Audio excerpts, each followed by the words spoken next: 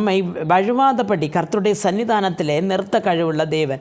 அப்போ விழுந்து போகாமல் நம்மளால் நிற்க முடியுமா என்று கேட்டால் இல்லை. ஏனென்று சொன்னால் பல காரணங்கள்னால நாம் விழுந்து போகிறோம். கடன் பிரச்சனையினால் விழுந்து போகிறோம், மன கஷ்டத்தினால் விழுந்து போகிறோம். அதே போல தான் நமக்கு பெரிய இழப்புகள் நேரும்போது விழுந்து போகிறோம். ஆனால் இதெல்லாம் விழும்போது அதற்கு கூட நமக்கு தேவ சந்நிதியில் உள்ள விசுவாசம் கூட விழுந்து போகிறது. அப்படி நம்முடைய ஜீவிதத்தில் உள்ள கஷ்டப்பாடுகள் வேதனைகள் வரும்பொழுது அது நம்மை விசுவாசத்திலிருந்து பின்வாங்க செய்கிறது. ஆனால் தேவனுடைய கிருபையோ நம்மை மகிமையுள்ள அவருடைய சன்னிதானத்திலே போய் சேரும் வரையிலும் அவருடைய கிருபையும் சமாதானமும் நம்மோடு கூட இருந்து நம்மை கரம் பிடித்து வழி நடத்துகிறது. அருமையான தேவனுடைய பிள்ளைகளே, நாம் தேவனுடைய சன்னிதானத்திலே போக வேண்டும் என்றால் தேவனுடைய சமூகத்திலே நாம் விசுவாசத்தில் விழாதபடி கர்த்தருக்கு அடுத்த பற்றுதலில் நாம் விழாதபடி இருக்க வேண்டும்.